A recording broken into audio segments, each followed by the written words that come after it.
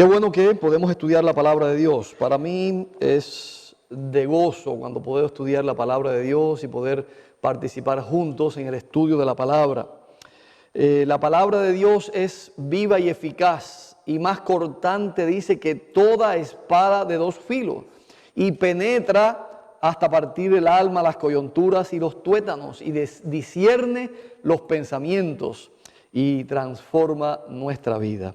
Qué poderosa es la palabra de Dios. He estado pensando en la necesidad de estudiar el tema del pueblo de Dios o el remanente de Dios a través del tiempo.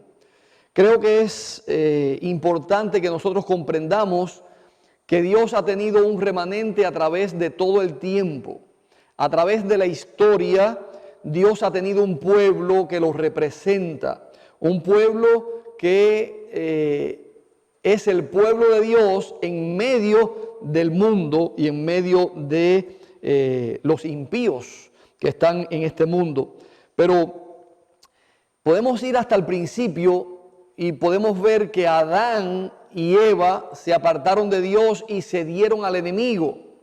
Pero luego Adán se convirtió nuevamente en siervo de Dios. A pesar de haber caído en el pecado, Adán fue el primer representante de Dios y Adán vivió 900 y tantos años, y durante todos esos años él fue representante de Dios en la tierra. Y así luego luego cada uno de los patriarcas fueron sustituyendo o fueron continuando el legado del pueblo de Dios en esta tierra. Es tremendo cómo Dios utilizó a distintos hombres para que permaneciera el nombre de Dios y el pueblo de Dios en la tierra. Quiero comenzar el estudio a partir de Abraham, porque Dios comenzó a formar un pueblo para representarlo en esta tierra. Dios comenzó a formar un pueblo que lo representara en esta tierra. Y podemos ver el inicio de ese pueblo a partir de Abraham. Por eso quiero comenzar el estudio que vamos a tener durante varios sábados acerca del remanente a través del tiempo, y lo comenzaremos a través del patriarca Abraham. Y para eso tenemos que remontarnos un poquito antes de Abraham para saber quién es Abraham, de dónde viene Abraham, por qué Dios escogió a Abraham, qué tiene este hombre diferente a los demás, por qué Dios escogió a este hombre para que fuera su representante, para que fuera el pueblo de Dios formado a través de Abraham. Sabemos que los hombres, después del pecado, dice la Biblia, la palabra de Dios, que se multiplicó la maldad y el pecado sobre la tierra, y que el designio de los hombres era de continuo solamente al mal. Así que Dios dice que le dolió en su corazón haber creado al hombre. ¿Y qué vino sobre la tierra? El diluvio, con el cual Dios terminó con aquella generación antes del diluvio, antediluviana.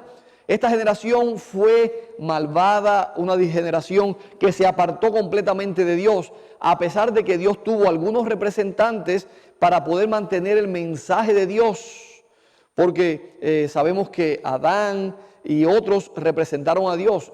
Y ahorita voy a leerles una nota de cómo Adán vivió hasta cuando todavía Matusalén vivía. Así que Adán vivió muchos años y Matusalén también fue representante de Dios. Y Dios llamó a Noé como su representante antes del diluvio. Pero Dios tuvo que deshacerse de aquella raza malvada para poder comenzar de nuevo y formar un pueblo para traer el mensaje de salvación y la esperanza a este mundo. Ahora, después del diluvio, ¿cuántas personas quedaron como remanente? 8 personas. Solamente quedó Noé, sus 3 hijos, sus 3 esposas y la esposa de Noé. Así que eran 8 personas en total, que eran ahora el único remanente de la raza humana sobre la tierra. Pero aún dentro de estas personas, no todos eran representantes de Dios. A veces pensamos que los que subieron al arca era porque eran perfectos, eran santos, se salvaron porque ellos merecían la salvación. y pensamos que Noé y su familia merecían la salvación. Pero cuando leemos detenidamente vemos que Dios dice que Noé era hombre, varón perfecto, justo y temeroso de Dios y apartado del mal, en medio de aquella generación perversa. Y Dios, por amor a Noé, salvó a su familia. Claro que su familia tuvo que decidir entrar con él en el arca. Sus hijos tuvieron que decidir por encima de lo que el mundo estaba haciendo, y la crítica y la persecución fue difícil. Ellos decidieron entrar al arca, pero no significa que estuvieran convertidos. No significa que fueran como Noé, justos, temerosos y perfectos como Noé. Algunos habían sido demasiado influidos por el pecado. Quizás habían participado demasiado también del pecado. Y esa herencia de pecado la traían en sus genes. ¿Recuerdan ustedes un caso muy interesante? Después que pasó el diluvio, dice que Noé hizo una viña. ¿Y qué hizo Noé cuando tuvo las frutas, las uvas?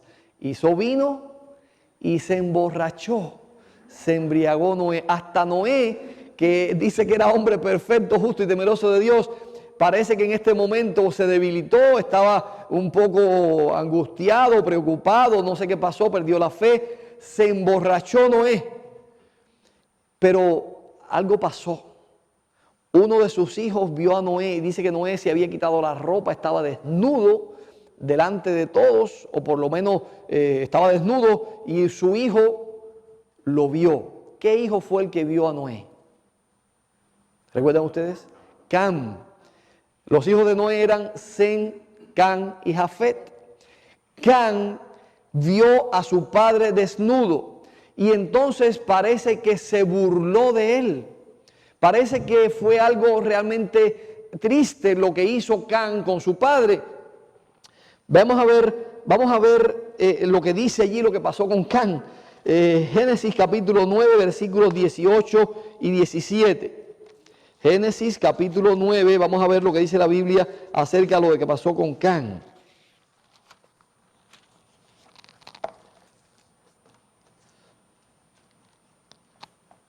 ...18 hasta el 27... Dice allí: los hijos de Noé que salieron del arca fueron Sem, Cam y Jafet, y Cam es el padre de Canaán. Y enfatiza varias veces aquí en este capítulo que Cam es el padre de Canaán.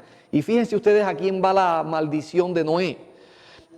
En estos tres son los hijos de Noé, y de ellos fue llena toda la tierra. Después comenzó Noé a labrar la tierra y plantó una viña, y bebió del vino y se embriagó, y estaba descubierto en medio de su tienda. Y Cam, su padre, padre de Canaán, Cam, padre de Canaán. Canaán es uno de los hijos de Cam. No está hablando solamente de Cam, sino de Canaán, el hijo de Cam. Y está mencionando muchas veces a Canaán, no solamente a Cam. Parece que el hijo de Cam tuvo mucho que ver con este asunto de Noé. No solamente Cam, sino el hijo Canaán. Volvemos a leer. Y Cam, versículo 22, padre de Canaán, vio la desnudez de su padre y lo dijo a sus dos hermanos que estaban afuera. Entonces Sem y Jafet tomaron la ropa y la pusieron sobre sus propios hombros, y andando hacia atrás cubrieron la desnudez de su padre, teniendo vueltos sus rostros, y así no vieron la desnudez de su padre.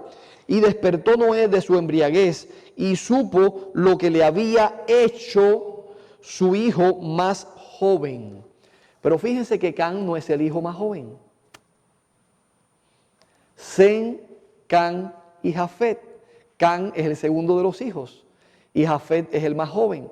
Pero aquí habla de que Cam, el hijo más joven, ¿qué le había hecho? Pero parece que tiene que ver con el hijo de Cam, que es Canaán, porque realmente parece que era el más joven de los hijos o de los nietos de Noé. Miren el versículo 25. Y dijo, vamos otra vez al 24. Y despertó Noé de su embriaguez, y supo lo que le había hecho. ¿Qué le hizo? ¿Eso es hacerle algo? ¿Eso es hacerle algo? Por eso las palabras aquí no transmiten exactamente lo que hizo. No solamente lo vio, parece que hizo algo más. Porque los otros voltearon su rostro, pero él no. Él no, pero no solamente eso, porque dice lo que le hizo, lo que había hecho su hijo más joven. Y dijo, maldito sea Canaán. No dice maldito sea Can. Dice maldito sea Canaán. Y cuando ustedes estudian los hijos de Can, uno de ellos es Canaán. Así que la maldición de Noé viene sobre el hijo de Can, sobre Canaán. Parece que el hijo de Can tuvo algo que ver con la desnudez de Noé y lo que había pasado.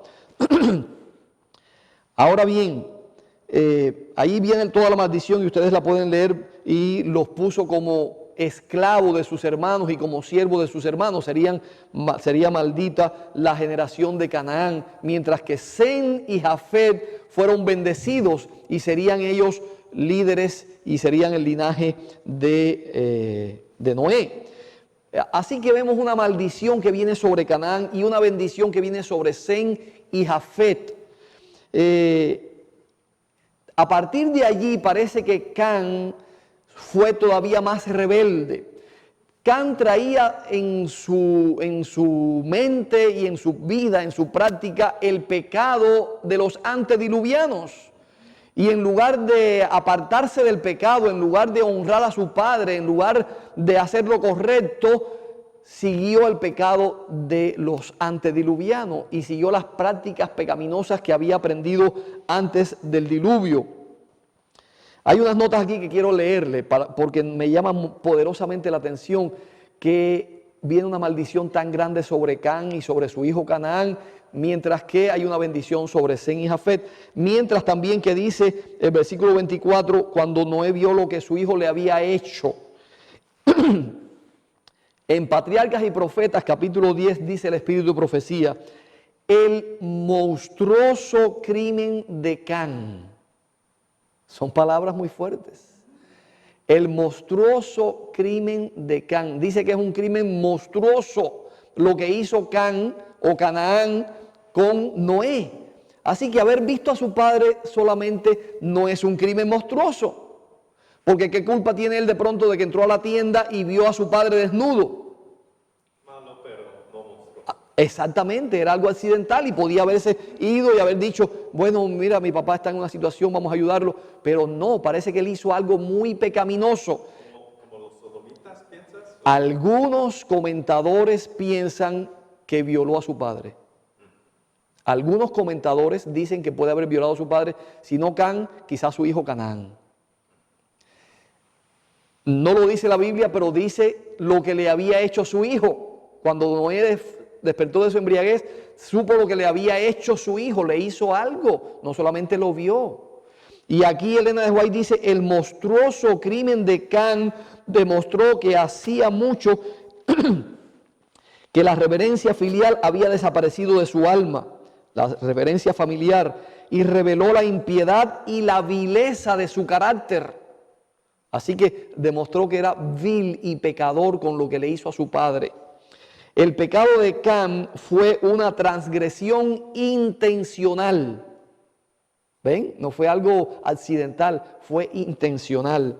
Puede ser que hubiera visto accidentalmente la vergonzosa condición de su padre, pero en vez de llenarse de dolor por la necedad de su padre, se regocijó en lo que veía y se deleitó en propalarlo, en decirlo a los demás. Se burló de su padre y algunos dicen que hasta posiblemente lo haya violado. Cosas terribles sucedieron con Can. Eso tiene que haber sido muchos años después, porque si solamente 8 entraron en el arca, Canaán no fue vivo en esos momentos. Claro. Y para poder, vamos a decir, violar, tiene que haber estado como adolescente. Entonces estamos hablando de como 20 años después. Ya después del diluvio, ya Can había tenido varios hijos y los demás también. Ahora habían pasado varios años, no fue inmediatamente después del diluvio. Por eso vemos allí que dice que había pasado tiempo. Por eso dice en el versículo 20, después comenzó Noé a labrar la tierra. Está hablando de que pasó un tiempo. labró la tierra, pasaron tiempos, así que después de que había pasado cierto tiempo y habían tenido hijos, entonces sucedió este hecho. Ahora, la Biblia dice que realmente vino una maldición sobre este hijo y su descendencia, la descendencia de Can, y realmente fueron pecaminosos, fueron idólatras, se rebelaron contra Dios. Parece que después de la maldición que Can recibió de parte de su padre Noé, se rebeló aún más, y su hijo Canaán también, y fueron rebeldes contra Dios, fueron rebeldes contra Jehová, y no querían servir a Dios de ninguna manera, fueron rebeldes de todas las maneras posibles. La idolatría y el pecado se multiplicaron a causa de Canaán y su familia. Fueron los que multiplicaron la idolatría y la rebelión contra Dios. Ahora, la idolatría y el pecado venían desde antes del diluvio. Ellos vivieron y conocieron todos esos pecados y los trajeron a la vida después del diluvio. Ahora, la Biblia menciona a alguien que apareció como un gran guerrero y que estableció una rebelión contra Dios. ¿Cómo se llama? Nimrod. Nimrod aparece y viene precisamente de la familia de Canaán. Es hijo de Cus, que es hijo de Can. Así que Nimrod es hijo de Cus, que es hijo de Can, y que es un rebelde también contra Dios.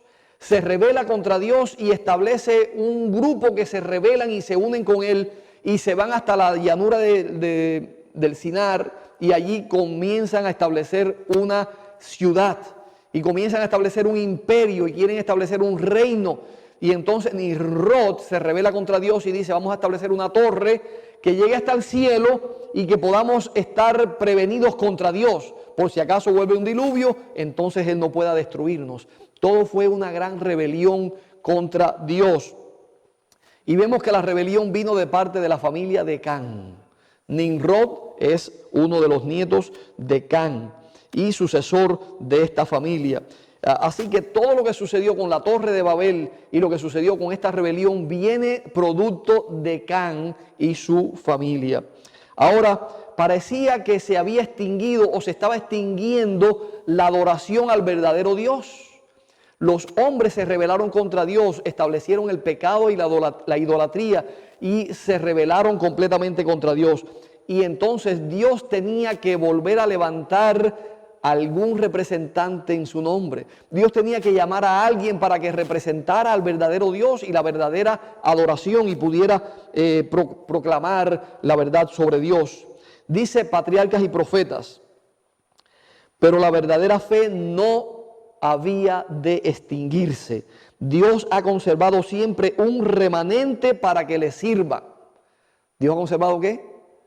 Un remanente para que le sirva. Es posible que el remanente nunca haya sido grande. El remanente siempre ha sido un grupo pequeño. Por eso cuando vemos 2 o 3 reunidos, por eso cuando el grupo puede ser pequeño, a mí no me preocupa. Porque me preocupa los demás, pero no me preocupo porque el remanente siempre fue pequeño. El remanente que permanece fiel y leal a Dios siempre fue un grupo pequeño, siempre fueron pocos. Pero dice que Dios ha conservado siempre un remanente para que le sirva. Adán, Set, Enot, Matusalén, Noé, Sem, en línea ininterrumpida transmitieron de generación en generación las preciosas revelaciones de su voluntad al mundo. El hijo de Taré, ¿quién es el hijo de Taré? ¿Alguien sabe quién es el hijo de Taré? Se convirtió en el heredero. El hijo de Taré es Abraham.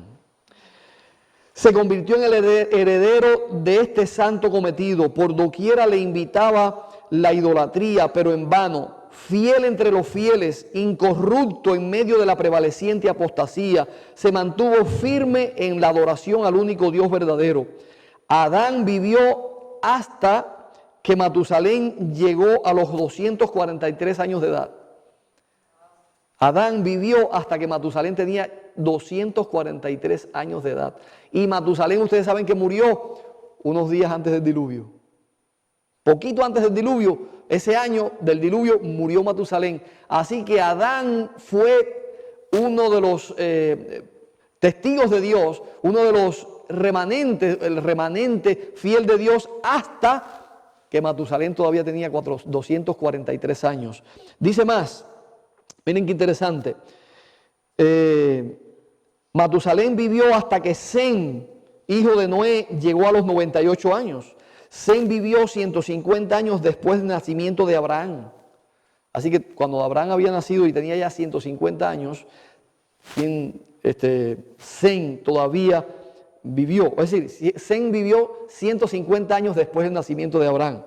Y entonces, 50 años después del nacimiento de Isaac, Sem. Abraham vivió hasta que Jacob y Esaú tenían 15 años. E Isaac vivió hasta que ellos alcanzaron 120 años, Jacob y Esaú. Así vemos cuán directamente los conocimientos que Dios había enseñado a Adán pudieron comunicarse a sus descendientes. ¿Cómo pasó el conocimiento de Dios antes de que se escribiera la Biblia, la palabra de Dios, antes que llegara Moisés? Audible, en forma de testimonio. Los padres contaban a los hijos, los padres enseñaban a los hijos.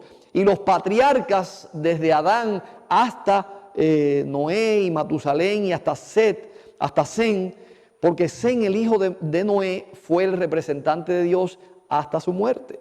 Entonces, Dios siempre tuvo un representante en la tierra en su nombre. Pero Dios llamó a Abraham, y Abraham es descendiente de Sem, el hijo mayor de Noé. ¿Recuerdan los hijos de Noé? Sem, Can y Jafet. Can se rebeló, fue maldito, vino la idolatría y el pecado a través de él. Y Sem fue fiel a Dios, y a través de él vino Abraham. Dios llamó entonces a Abraham como su representante y su mensajero en la tierra. Por eso leemos en el capítulo 12 de Génesis la lectura que tuvimos ahorita, esta mañana. Pero Jehová había dicho a Abraham: vete de tu tierra y de tu parentela y de la casa de tu padre a la tierra que te mostraré, y haré de ti una nación grande, y te bendeciré, y engrandeceré tu nombre, y serás bendición. Bendeciré a los que te bendijeren, y a los que te maldijeren maldeciré, y serás bendición, y serán, bendita en ti todas las familias de la tierra. Vamos a dejarlo hasta allí, después vamos a analizar un poquito más algunos textos. Dios le dijo a Abraham: vete de tu tierra y de tu parentela. Hermanos, la realidad es que muchas veces para nosotros poder servir a Dios tenemos que alejarnos hasta de nuestra familia. La familia de Abraham también se habían convertido en idólatras. Su hermano era un gran idólatra. Nacor era también idólatra. Y otro hermano antes había muerto también ya. Harán, hermano de Abraham, había muerto antes que incluso que su padre Taré. Y la familia se había dedicado incluso a la fabricación de ídolos. Su hermano Nacor se vivía de los ídolos y era idólatra y se había dedicado a hacer ídolos. De manera que la familia de Abraham también se había corrompido. Y cuando Dios llamó a Abraham para que saliera de su tierra y de su parentela, era para poder purificarlo y apartarlo del pecado que la familia aún estaba cometiendo. Pero Abraham se había mantenido fiel a Dios a pesar de que su familia había caído en la idolatría. Él adoraba al verdadero Dios. Y dice la pluma inspirada que también su esposa Sara. O no sé, primero era Saraí y después Sara, ¿verdad? Así que Saraí también adoraba al verdadero Dios. Eran fieles a Dios y por eso Dios llamó a Abraham para que saliera de su tierra y de su parentela. Cuando Abraham recibió el llamado de Dios, vivía en una ciudad también contaminada y corrompida por la idolatría y el pecado. Era la ciudad de Ur de los Caldeos, de Ur de los Caldeos. En Ur era una ciudad idólatra y perversa. Entonces, él y su padre salieron juntos. Así que Taré y Abraham y su sobrino Lot, con todas sus pertenencias y con toda su gente, sus hijos, sus hijas, sus esposas, también con los hombres que trabajaban para ellos.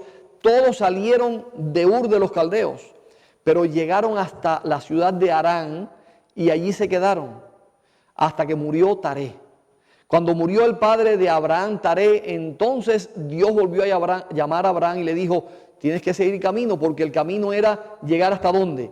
Hasta Canaán, hasta la tierra que Dios le había prometido que sería para su descendencia. Así que era la tierra de los cananeos, familia de Can, los que habían llevado la idolatría, el pecado, la maldad, los que se habían rebelado contra Dios, los que habían hecho todo tipo de cosas para seguir la adoración a los ídolos, la adoración pagana, a los baales, de manera que se apartaron completamente de Dios y ahora eran enemigos acérrimos de Dios. Por lo tanto, eran enemigos también de Abraham. Aunque eran parientes, se habían convertido en enemigos. Hermanos, a veces tenemos que alejarnos de nuestros parientes. A veces tenemos que alejarnos de nuestras familias. La familia de Dios es más importante que la familia de sangre. ¿Sabían ustedes eso? La familia de sangre puede ser un estorbo, puede ser un problema para nuestra salvación. A veces cuando nosotros estamos en nuestra familia tenemos compromisos con la familia. Entonces la familia tiene una fiesta y en medio de la fiesta hay pecados, hay cosas que comen, hay cosas que beben, hay cosas que hacen que nosotros no practicamos. Y entonces por compromiso con la familia tenemos que participar, estar allí, compartir sus pecados y sus cosas que hacen mal hechas. Por eso Dios le dijo a Abraham: sal de tu tierra y de tu familia. Tienes que alejarte de tu familia. Hermanos, el remanente tendrá que apartarse de todo lazo familiar para poder ser fiel a Dios. ¿Recuerdan ustedes? Dice en Mateo 24 que aún nuestros familiares nos van a entregar. Unos a otros se entregarán. También lo dice Lucas 21 y Marcos 13. Se entregarán unos a otros y aún los de su propia casa, dice, serán sus peores enemigos. Entonces por eso el Señor le dice al remanente: salgan de su familia, salgan de su tierra, apártense para poder adorar completamente a Dios, para poder apartarse de la maldad y del pecado. Es importante que nosotros nos alejemos de la contaminación aún en medio de nuestra familia, porque nuestra familia muchas veces también se aleja del Señor y nosotros tenemos que tener una sola familia. ¿Cuál es la familia nuestra? La familia en Cristo Jesús, porque somos uno solo en Cristo Jesús. Esa es la verdadera familia, esa es la familia que vamos a estar en el cielo. Algunos dicen: pero si mis padres no están en el cielo, yo no quiero estar. O si mis hijos no están en el cielo, yo no quiero estar. Hermanos, tú tienes que hacer lo que Dios te mande. Tú tienes que avanzar por fe. Y tu familia, tus hijos, tus hermanos, tus padres tendrán que seguir tu ejemplo. Y Dios les va a impresionar, Dios les va a salvar si ellos ceden a la influencia del Espíritu Santo por tu testimonio. Pero nosotros tenemos que dar el testimonio de obedecer a Dios por encima de nuestra familia. Dice el mismo Jesús: si alguno no me ama a mí más que a padre, madre, hijos, esposa o esposo, no es digno de mí. ¿Vamos comprendiendo ahora? Estamos comprendiendo por qué es más importante la familia de Dios que aún la familia de sangre. No es que tenemos que olvidar a nuestra familia, no es que tenemos que dejar de honrar a nuestros padres. El mandamiento dice: honra a tu padre y a tu madre, pero siempre que sean con respecto a la voluntad de Dios.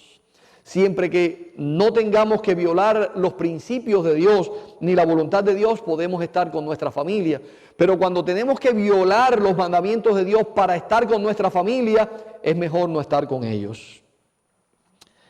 Ahora una cosa interesante: Dios le dijo a Noé: vete de esta ciudad y vete como nómada. Vete ahora a caminar por en medio del desierto, vete a caminar hasta el lugar que yo te voy a mostrar. ¿Y qué hubieras hecho tú? ¿Hubieras salido? Hay aquí algunos que son valientes y han salido. Laura acaba de irse a un lugar más apartado al campo. Otras familias están yéndose hacia el campo.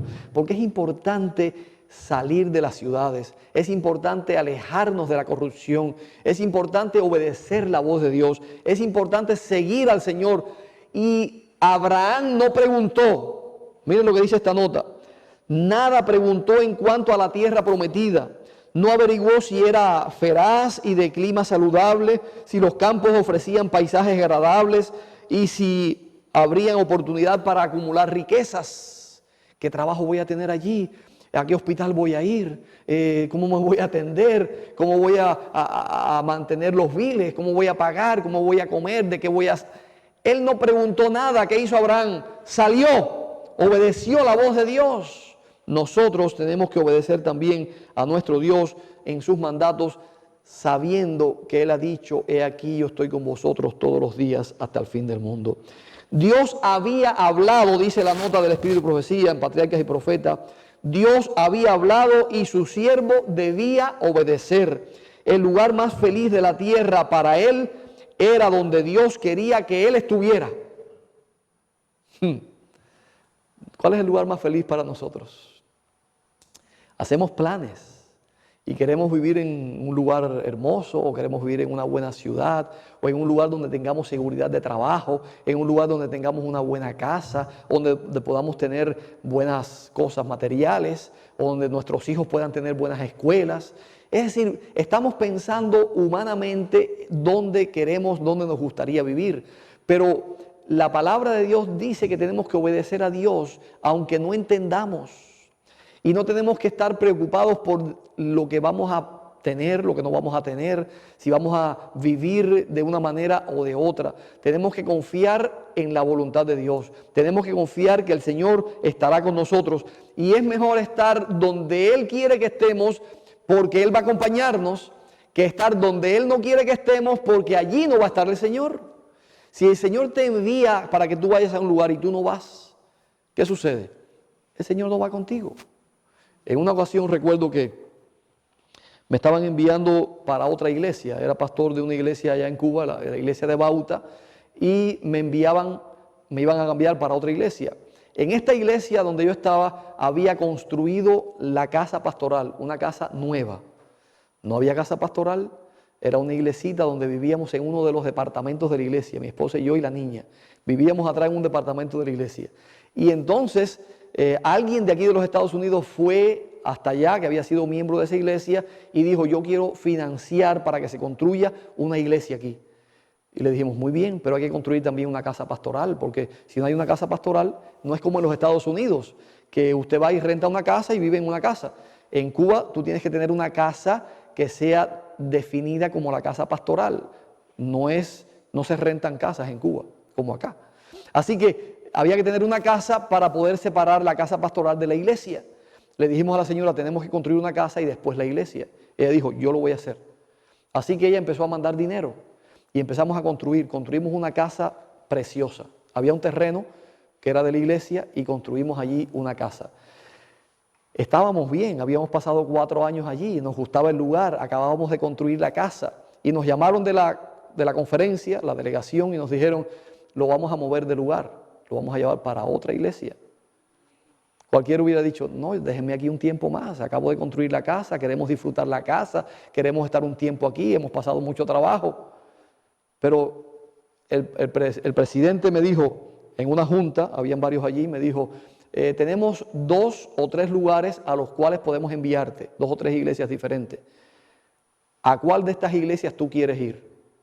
Y me dieron las distintas iglesias. Yo le dije: yo no voy a escoger ninguna iglesia, yo voy a ir donde el Señor me mande.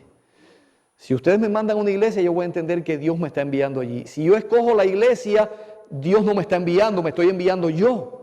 Así que yo quiero que sea Dios quien me mande, y donde Dios me mande, yo voy a ir. Me enviaron a una iglesia difícil.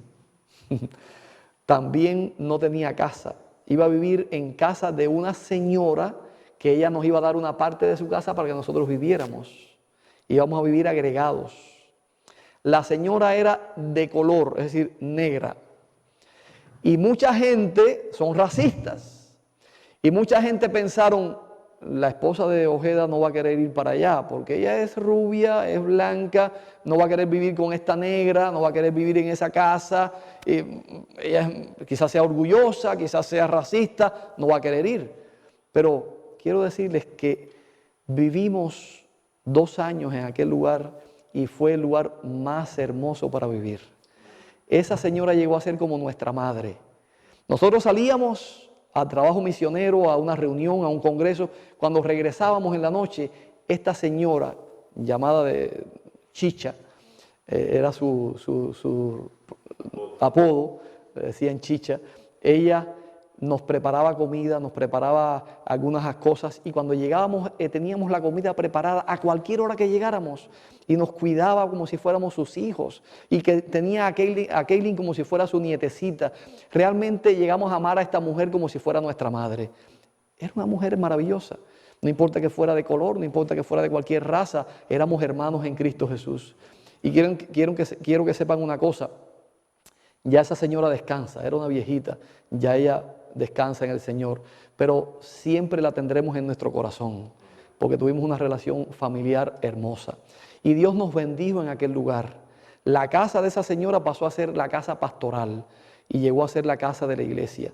Después que nosotros nos fuimos de ese lugar, la nieta de esa señora le quitó la casa a la iglesia. Y la iglesia se quedó sin casa pastoral. Tremendo las cosas que suceden. Y en esa iglesia pasamos momentos muy difíciles, porque algunos hermanos de la iglesia eran difíciles. Pero fue una bendición cómo la iglesia creció, cómo la iglesia se desarrolló, cómo el Señor estuvo con nosotros, cómo el ministerio pudo progresar. Y fue algo maravilloso. No fue fácil, pero el Señor estaba con nosotros. Si el Señor va con nosotros, no tenemos que tener temor. Si el Señor nos envía, nosotros tenemos que ir a donde Dios nos envíe y el Señor nos va a prosperar y nos va a bendecir. Eso sucedió con Abraham.